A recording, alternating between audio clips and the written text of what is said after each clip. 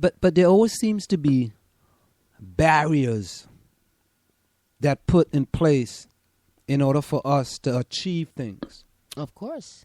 There always seem to be, a hurdle, you got to jump over. And when you jump over that hurdle, there's 2 more hurdles in front of you. And for years upon years, we have been talking about the trust with the police in the black community. This is nothing new. This has come full circle. I mean, you can go back to Kwame Ture, to H. Rap Brown, to Malcolm X. I mean, you can go back to when Gil Noble, Like It Is. Mm-hmm. All of these guys were on Like It Is, and they were telling you about the problems that the black community had with the police. So we were saying these things for all these years, and people were saying, "Oh, they're just making noise. They just were disregarding it," and the media was disregarding it. Right now, all of a sudden now, it is a big story now. And the media is now focusing on it almost 24 hours a day, 7 days a week. Yeah, but, again, you have to wonder, why is the media focusing on it? Because there are other things that are slipping by us that we're just letting go by.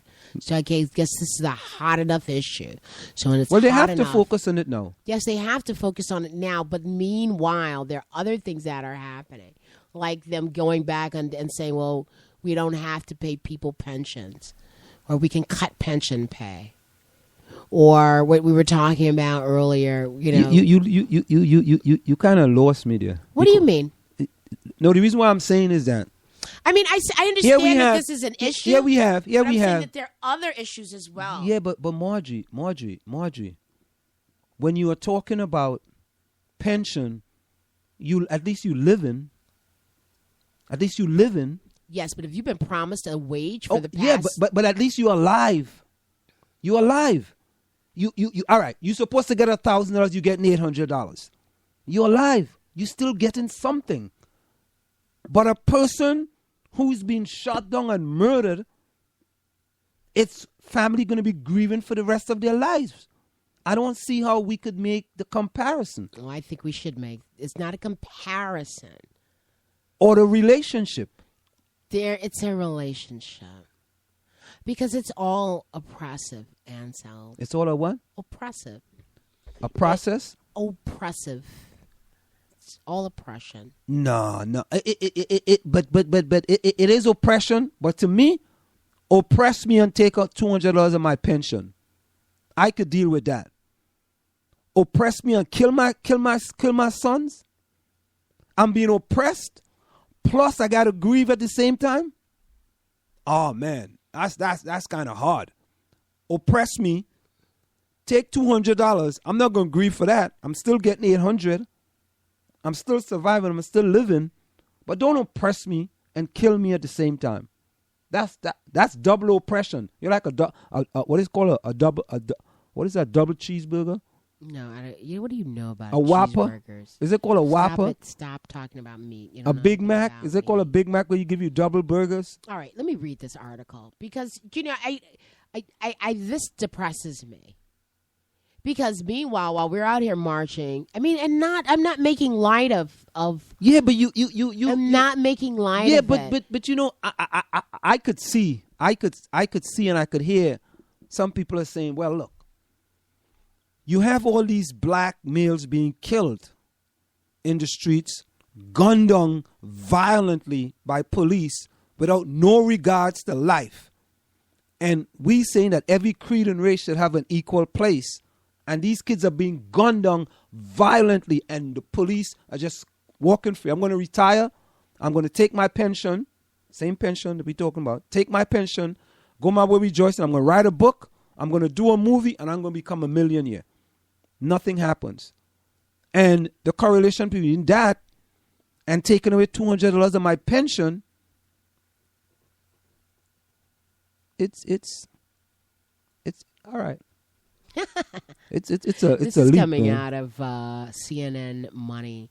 Congress approves plan to allow pension cuts More than 1 million retired and current truck drivers, construction workers, and other union workers could see pension benefits cut now that Congress has passed a proposal aimed at shoring up some of the nation's biggest pensions. Tacked on as an amendment to the government's $1.1 trillion spending bill, the proposal was approved by the Senate late Saturday night. While those sponsoring the pension proposal say it is the only available option, quote unquote, to save failing multi-employer pension plans, other groups like AARP and Pension Rights Center are crying foul. The multi-employer pension plan covers up to more than 10 million workers and retirees in the trucking, manufacturing, and other industries. But many of these plans have struggled in the last decade as they grapple with an aging workforce and major investment losses from the recession. Plus, many larger employees have pulled out of the plan. That has put a major strain on Pension Benefit Guaranty Corporation, the government agency that insures pension plans, which last month said its reserves are dangerously low. The congressional proposal would allow plans that are projected to run out of money in the next 10 to 20 years to cut benefits they pay to both current and future retirees. Benefits would be cut for disabled pensioners or those 80 years and older, while cuts would be lessened for those who are 75 and 80 years old. The projects that are more than 10% of the roughly 1,400 multi-employer pension plans, which cover over 1 million workers and retirees, meet this criteria. Under the current law, cutting the benefits of those who are already retired is off limits. Instead of troubled multi-employer plans can take other actions like reducing the benefits of employees earn going forward and raising employee and employer contributions to the plan. If the congressional plan passes, cuts will require participant and government approval first, although the largest troubled plans could slash benefits even if retirees vote against it.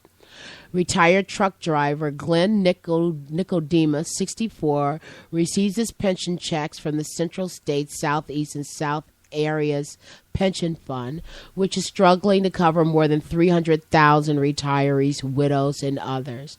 Under the congressional proposal, Nicodemus would see his annual benefits plummet from about $40,000 a year to as little as $15,000 a year.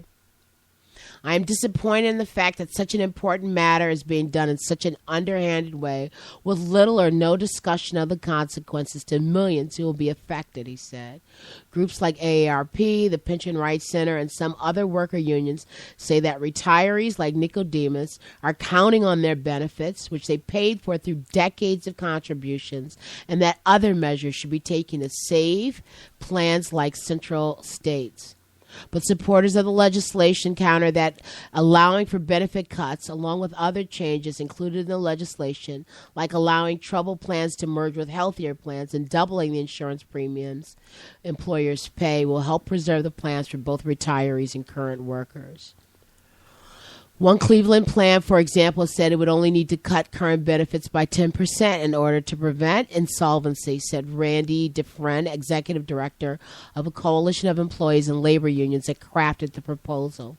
Without any cuts now, he said the plan expects to run out of money in 2028, which all points participants would see their benefits cut by 50% or more. That's because if a multi-employer plan goes insolvent, a retiree is guaranteed less than $13,000 a year. In contrast, a retiree in a single employer plan that goes bust is insured for up to $60,000. To make matters worse, the multi-employment pension program is itself projected to run out of money in the next decade unless changes are made, meaning that workers and retirees in failing plans would be left with no benefits at all. So here we've got 1 million people. So these will be probably 1 million angry white people, mostly, since they are the majority in the country. So while they got all of us focusing on race, meanwhile, the federal government is chopping away the legs of all people. And then what's going to happen? What's going to happen is now they're going to look at you and I and say those people, those black people, those immigrants, those Mexicans are taking our jobs. The reason we don't have any money is because we're putting them on welfare. Taking any jobs. You're getting a pension. I know, but this is what I'm saying. You're not taking any jobs. You're getting a pension. You're not working. They will say that, no, they're not taking it, but they'll say the money is being spent on immigrants or on welfare or on something else. Or the money's already been... No, what I'm saying is that the pension has nothing to do with the government. It's not the government paying the pension. Listen. It's the not government the government was supposed to back up those pensions. Yeah, but the government is not paying the pension. It's whatever pension fund it is.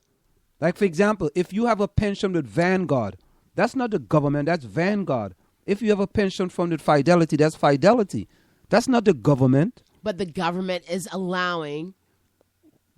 Okay, if they got lobbyists in Congress, just like anybody got lobbyists to lobby for any different type of things, lobbyists in Congress, and they are good enough, and they lobby these senators, and these senators decide to pass the bill, just like they with Warren, just as how they passed the bill, right? With what's her name? This woman in Congress who the Democrats, they just passed that bill. Look, I'm forgetting the bill now. Anyway, it's gonna come back to me. Just like how they slipped that stuff in, and the Democrat voted for it.